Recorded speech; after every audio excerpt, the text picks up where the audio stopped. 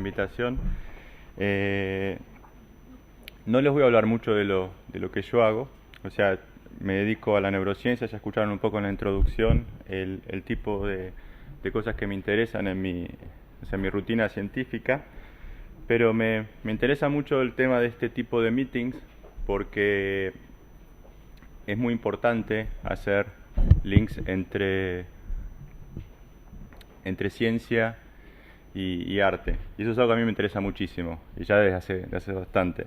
Entonces les pongo un solo ejemplo de cosas que hacemos en el laboratorio, de cosas que a mí me interesan en particular.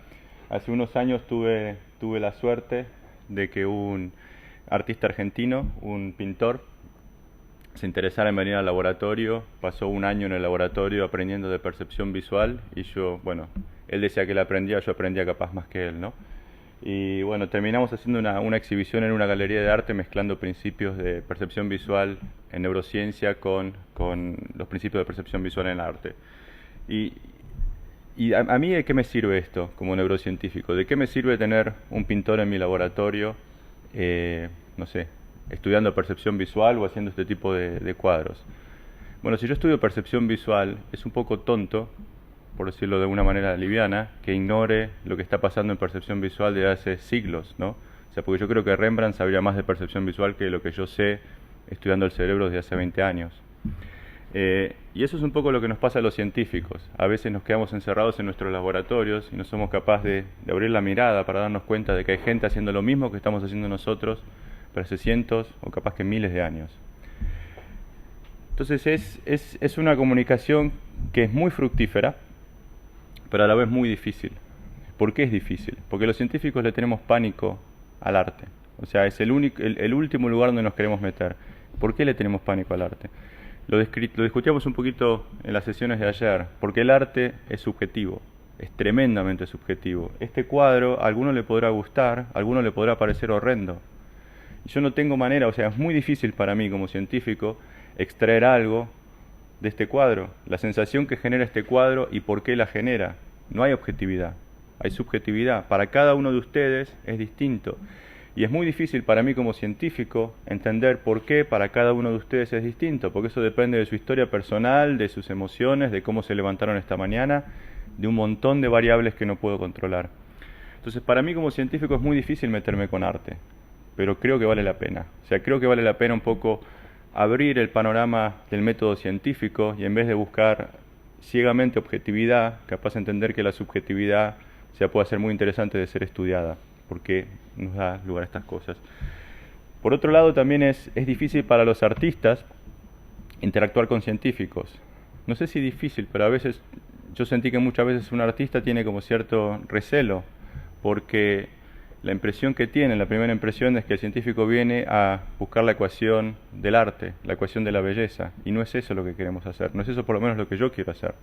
Yo quiero entender principios de percepción visual, en este caso específico, estudiados en el arte y cómo esos combinan con la neurociencia. ¿Por qué? Porque lo que Mariano sabe, intuitivamente, me da una entrada ortogonal, un conocimiento ortogonal al que se viene desarrollando en la neurociencia. Y los neurocientíficos, por mucha pompa que nos demos, existimos desde hace no más de 50 años, diría yo. O sea, la neurociencia no es una ciencia tan vieja. O sea, se puede remontar a principios del siglo XX, o sea, pero antes ni sabíamos que había neuronas. Empieza con Cajal. Muy bien, entonces esa es la idea, ese es mi interés específico. O sea, todo mi trabajo tiene que ver con estudiar neuronas y cómo neuronas representan distintos procesos de visión o de memoria o conceptos. Pero bueno, tengo un interés muy grande por la parte artística o por los estudios paralelos que se vienen desarrollando en el arte.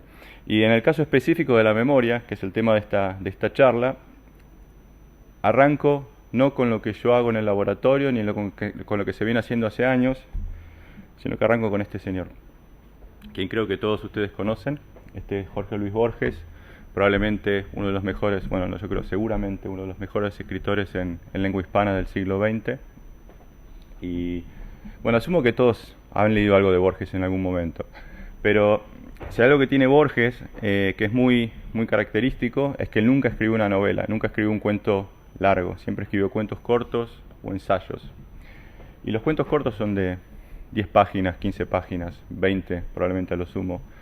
Y lo que tiene Borges, una característica muy específica, es que uno lee el primer párrafo y ya está enseguida sumergido en el cuento. Tiene la capacidad de atraparnos inmediatamente. Y otra cosa que tiene Borges es que juega con conceptos muy interesantes, particularmente de matemática, o de distintas áreas, pero particularmente de matemática, y en especial le gusta jugar mucho con el infinito. En muchísimos cuentos de Borges ustedes van a ver que aparece tratado de distinta manera el tema del infinito. La biblioteca de Babel, el jardín de los senderos que se bifurcan, y particularmente el que me interesa hoy, el cuento específico que me interesa hoy, en Funes el Memorioso. Funes el Memorioso es un cuento que él escribió durante 1941, lo publica por primera vez en 1942, 7 de junio de 1942.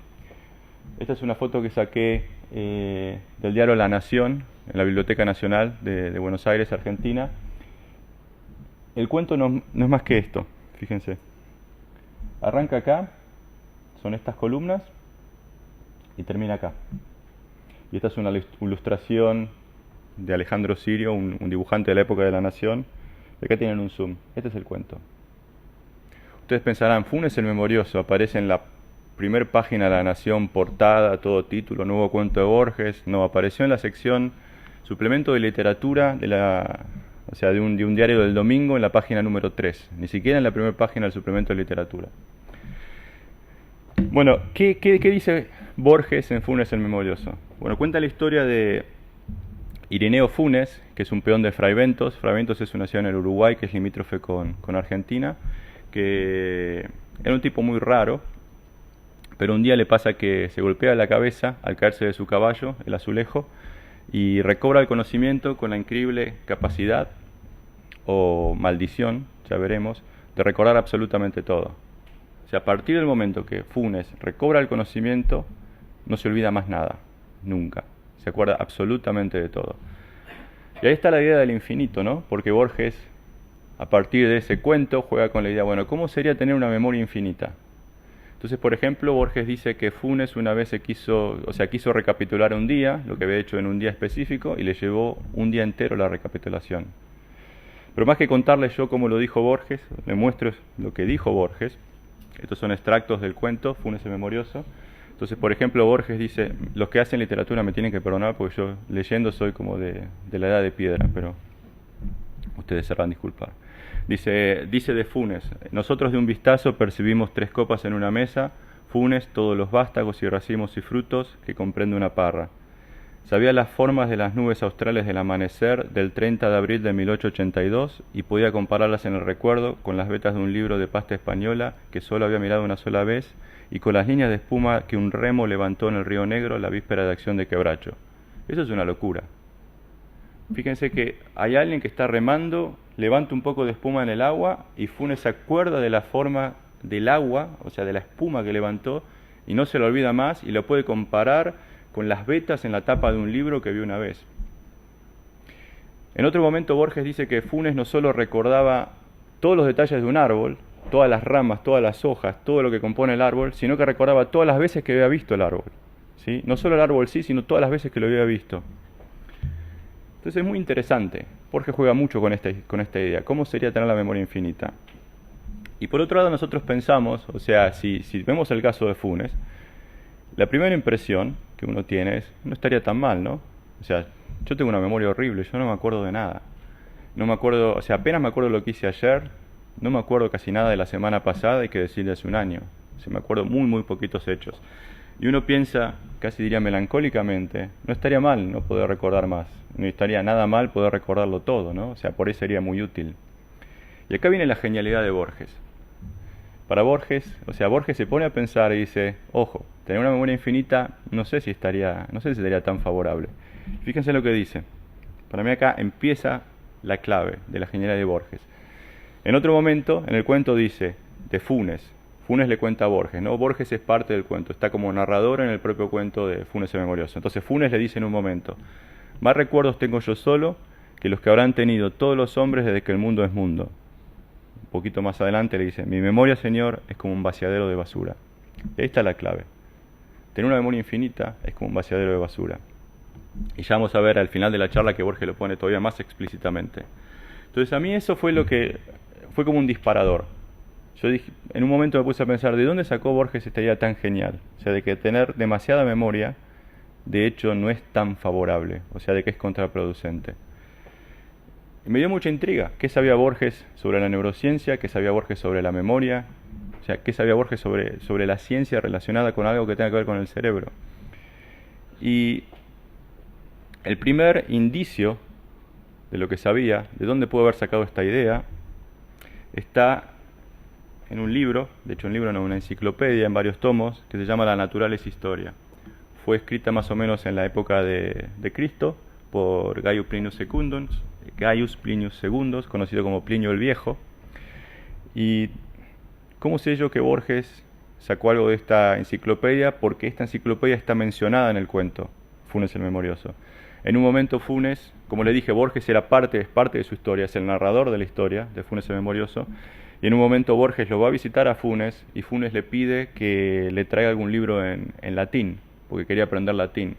Y Borges, muy arrogante, dice, sí, seguro, te voy a traer un libro en latín y vos vas a aprender a latín así leyendo un libro. O sea, uno le lleva, no sé, 10 años en la escuela apenas empezar a balbucear latín y él lo va a aprender así nomás. Entonces Borges le lleva la Naturalis Historia con un Thesaurus de Quicherat para que pueda traducir, y la próxima vez que lo ve, Funes lo recibe hablándolo en latín. Y en la Naturalis Historia, creo que era el libro 7, capítulo 24, si mal no recuerdo, Plinio describe casos de memoria extraordinaria. Y entre esos casos, a ver si me acuerdo, está Cármadas el griego, que podía recitar un libro como si lo estuviera leyendo de memoria. Está Ciro, el rey de los persas, que conocía el nombre de todos los soldados de su imperio.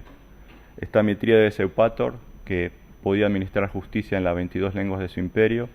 Está Simónides, que fue el inventor de la mnemotécnica griego, etc.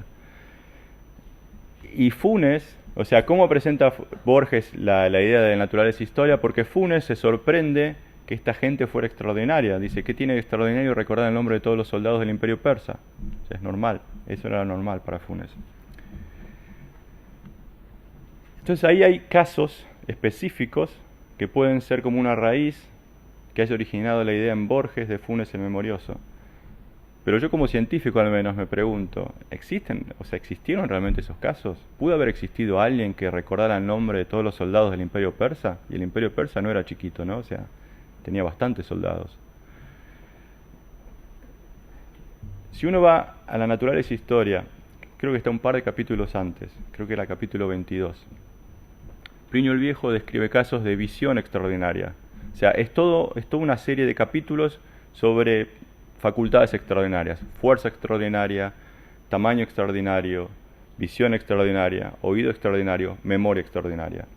De hecho, esta enciclopedia creo que es la primera enciclopedia de la historia, y en esta enciclopedia Plinio se dedica a describir absolutamente todo lo que se sabía de la civilización hasta ese momento. Bueno, en este capítulo 22, en los casos de visión extraordinaria, Plinio describe a un hombre llamado Strabo, que durante las guerras púnicas se podía sentar en un monte en Sicilia y podía ver los barcos salir de Cartago hacia Italia. Bueno, eso obviamente es imposible. Y habrá otro caso, todavía más ridículo, de una persona que tiene una visión tan pero tan extraordinaria que pudo escribir la Ilíada de Homero en una hojita de papel, toda la Ilíada en una hojita de papel, la arrugó y la pudo meter en una cáscara de nuez. Obviamente es una exageración. Entonces, bueno, la pregunta del científico nuevamente es, ¿existieron casos así? ¿Existieron casos parecidos a Funes? ¿Alguien de que tenga una memoria de ese calibre? Sorprendentemente sí. Y el caso más espectacular fue estudiado por este hombre, Alexander Luria.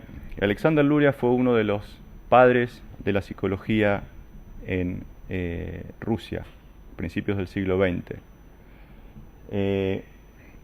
Fue un psicólogo brillante, o sea, las cosas que les voy a contar ahora no están dichas por alguien que es de pedigrí dudoso, que uno no sabe, bueno, por ahí no es tan bueno y por ahí me está mintiendo.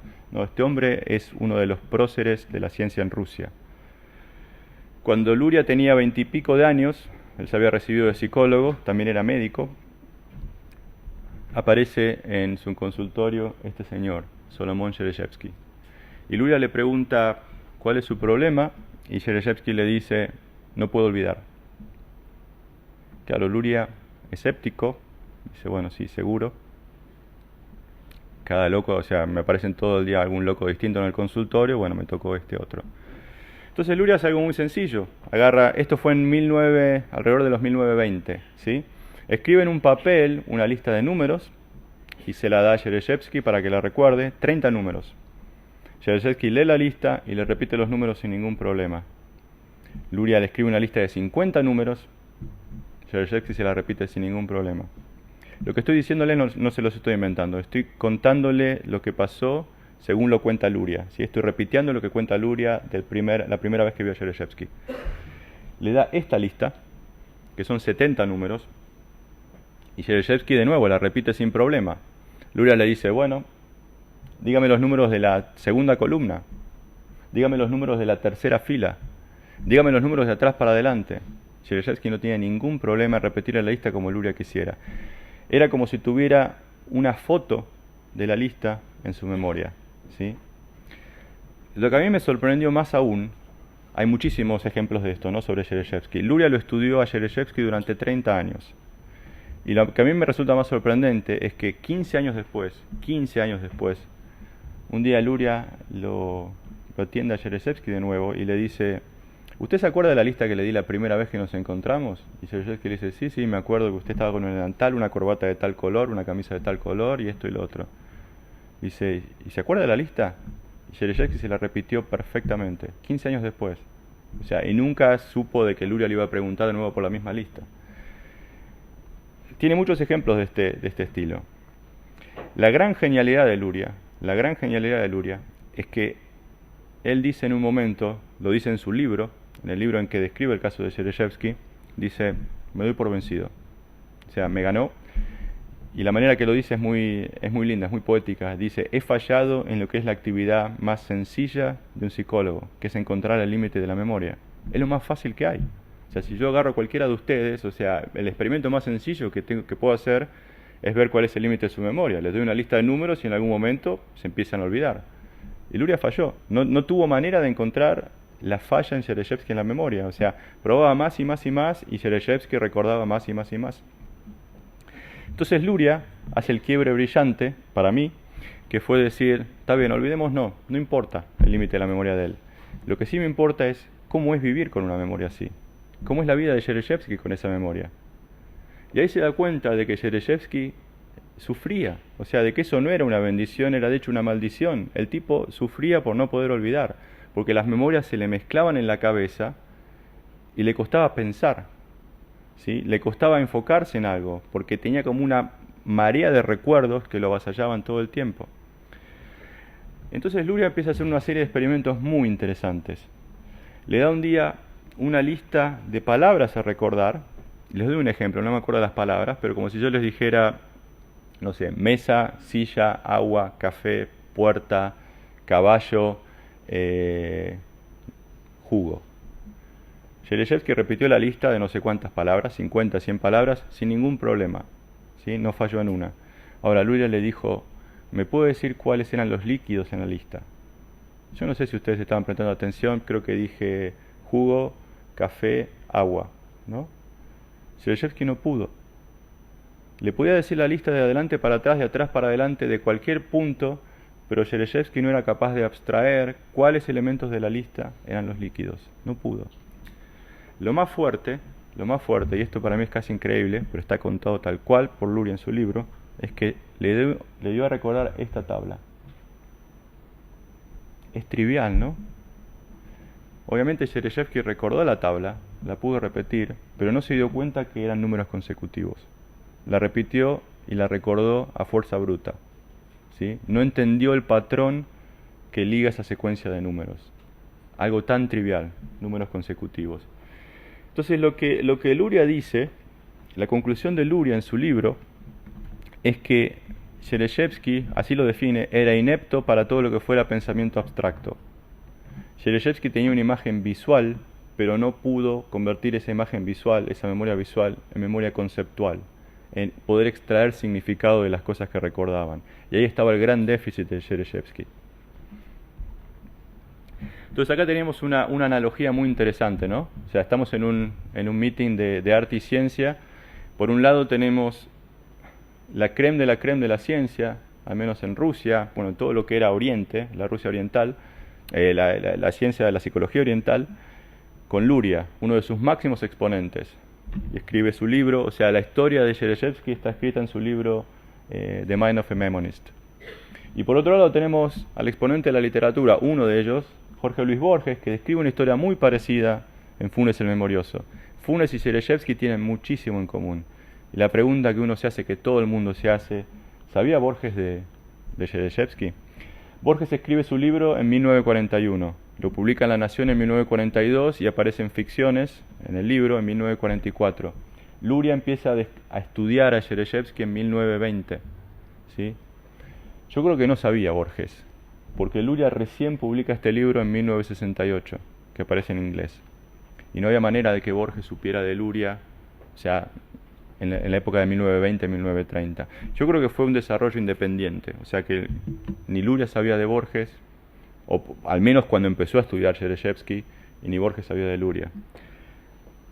Pero hay alguien a quien Borges sí conocía, y muy bien, que estuvo describiendo cosas parecidas, de hecho muy parecidas. Este señor, William James. William James es, para los que no sean de científicos o psicólogos, para decirlo muy rápido, William James es considerado por muchos el abuelo de la psicología moderna, o sea, el fundador de la psicología moderna.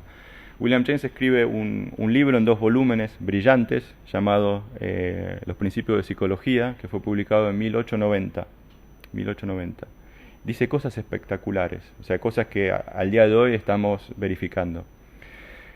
William James era muy conocido para Borges. Yo de hecho tuve la suerte de que su viuda María Kodama muy gentilmente me permitiera ver la biblioteca de Borges. Borges tenía muchos libros de William James y lo conocía muy bien porque a Borges le gustaba mucho también el hermano de William James, que era escritor, Henry James.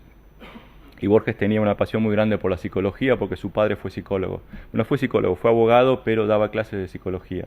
Entonces siempre lo llevaba a la Biblioteca Nacional y ahí Borges leía libros de James y de psicología que su padre usaba para dar sus clases.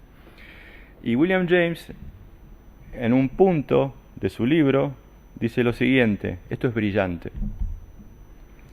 Lo leo, o sea, lo trato de traducir en español. Dice, si recordáramos todos, estaríamos la mayoría de las veces tan discapacitados como si no recordáramos absolutamente nada. El resultado paradójico es que la condición para poder recordar es que tenemos que olvidar. Eso es muy fuerte. Para poder recordar tenemos que olvidar. Si no olvidáramos totalmente un gran número de estados de conciencia y momentáneamente otro largo número, no podríamos recordar nada. Esta es la clave, esta es la raíz de la idea de que necesitamos olvidar, de que si recordáramos todos estaríamos discapacitados. William James no le quita nada de mérito a Borges, ¿no? O sea, lo tengo que poner muy claro. O sea, que William James haya dicho esto antes que Borges y que Borges supiera de esto, no le quita ni una milésima de mérito al cuento Funes el Memorioso, que es brillante de cualquier manera. Muy bien, entonces, por un lado vemos que el olvido es algo saludable, ¿sí? Por más que a veces nos lamentamos de que nos olvidamos cosas, pero el olvido es bueno, si no, no podríamos pensar. Pero tiene que haber un límite, ¿no? Porque no queremos terminar olvidando demasiado. Y este es el caso más conocido en la historia de la ciencia de amnesia. Este es un paciente, Henry Molaison, que falleció hace unos 7, 8 años, que fue operado en un área llamada el hipocampo, que está marcada acá. Es un área que está dentro del cerebro, ¿sí? Es como una C invertida que está adentro de la corteza. Este hombre HM es él, estas son 2 fotos de él, tenía una epilepsia incontrolable, entonces el cirujano que está acá, William Scoville, le quita los hipocampos. Tenemos 2 hipocampos, el izquierdo y el derecho, le saca ambos hipocampos para tratar de curarlo. HM se recupera de la cirugía, parece estar todo bien, reconoce a la gente, tiene un nivel de inteligencia en principio normal, puede mantener una conversación, pero le aparece un déficit tremendo, no puede formar nuevas memorias. Si ustedes no son de neurociencia y si tienen algún conocimiento de cine, es muy fácil describir HM. Está muy bien caracterizado en la película Memento, ¿sí? Es una persona que no puede formar nuevas memorias. Entonces este carácter de esta persona de la película Memento le va sacando fotos a la gente y anotando, haciendo anotaciones. A este lo tengo que matar, esto, lo otro. Entonces sabemos que el hipocampo está muy involucrado en la formación de memorias y sabemos que HM no podía formar memorias y tiene problemas tremendos. HM se ve en el espejo, la cirugía fue con 27 años. HM se ve en el espejo 14 años después de la cirugía y no entiende lo que está viendo. De hecho, HM se ve en el espejo con 70 años y no entiende de quién es esa cara que él está viendo. Porque para él es una persona de 27 años. Él no recuerda todo el tiempo que pasó desde la cirugía a los 27 años hasta los 70 años. ¿Sí? Es una situación muy, muy dramática y está muy bien descrita por gente que lo estudió HM, principalmente Brenda Mirland y Susan Corkin. Entonces, por un lado, no queremos recordar todo, por otro lado, obviamente, no queremos olvidarlo todo. Hay un balance entre recuerdo y olvido, hay un balance que es un compromiso que es óptimo, ¿no? Y les quiero contar un poco más del tema de cirugía de extraer un hipocampo para curar epilepsia, porque eso es algo que se hace mucho en nuestros días, muchísimo. Pero ¿cómo? ¿No terminamos con amnesia si hacemos eso? No, porque el secreto está en que nunca hay que extraer ambos hipocampos, hay que extraer uno o el otro, nunca los dos. El hipocampo está muy involucrado muchas veces en la generación de crisis epilépticas, no siempre, pero muchas veces sí está involucrado. Entonces, sacando el hipocampo que es patológico, queda el otro que puede todavía mantener la función de formación de memorias. Y en el 85% de los casos el paciente se cura. No tiene nunca más una crisis epiléptica, no necesita más medicación, está curado. Muchas veces para saber exactamente dónde vienen las crisis epilépticas, porque obviamente si le erramos al lado del hipocampo es un desastre, ¿no? O sea, no vamos a curar al paciente y estamos haciendo una cirugía que no tiene, o sea, ni tiene ningún beneficio, es más, es un perjuicio. Muchas veces para saber de qué lado vienen las crisis epilépticas, los cirujanos implantan electrodos dentro del cerebro para asegurarse de dónde vienen las crisis. Y la idea es registrar crisis y ver qué lado es el que empieza la crisis y qué área es el que empieza la crisis. Y ese es el área que van a tratar de resectar quirúrgicamente. Esto nos da la posibilidad a nosotros, los científicos, de poder estudiar respuestas adentro del cerebro en humanos, ¿sí? O sea, esto nos da la capacidad de hacer eso, porque en principio no se puede poner el electrodo dentro de un paciente, de un humano. O sea, estos experimentos se hacen en animales. Pero bueno, ya que los electrodos tienen que estar puestos por motivos clínicos para curarles de la epilepsia, bueno, nos permiten entender o permiten estudiar cierto tipo de funciones. Entonces los experimentos que hacemos nosotros, y le voy a mostrar nada más que 2 o 3 slides, porque quiero volver a la parte de literatura, son muy sencillos. Simplemente yo voy con mi laptop, la pongo enfrente al paciente, o mis estudiantes van y ponen la laptop frente al paciente y mostramos fotos. Y vemos cómo neuronas en el cerebro responden a las distintas fotos que mostramos. Entonces le voy a mostrar algunos ejemplos de las respuestas de neuronas. Son neuronas, no son potenciales, son neuronas en pacientes que estudiamos. Entonces esta es una neurona, esta es la más famosa de todas, que respondió a Jennifer Aniston, la actriz, ¿sí?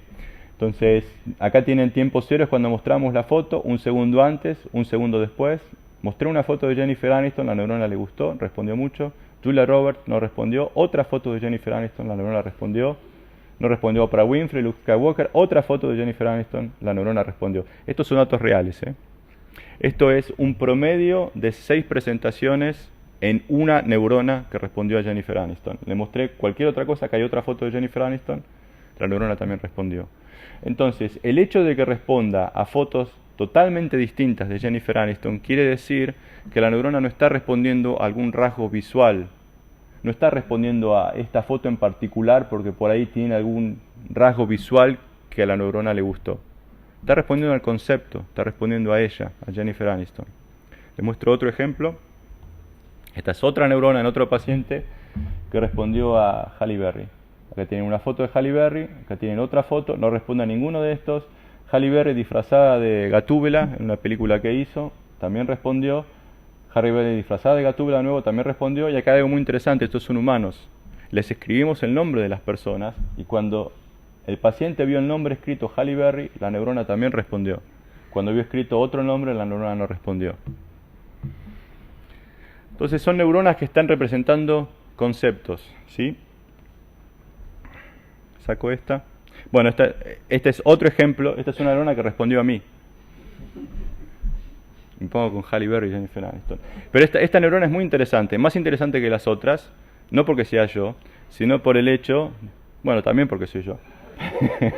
No, pero sino por el hecho de que el paciente a mí no me conocía antes, ¿sí? Y eso es muy interesante.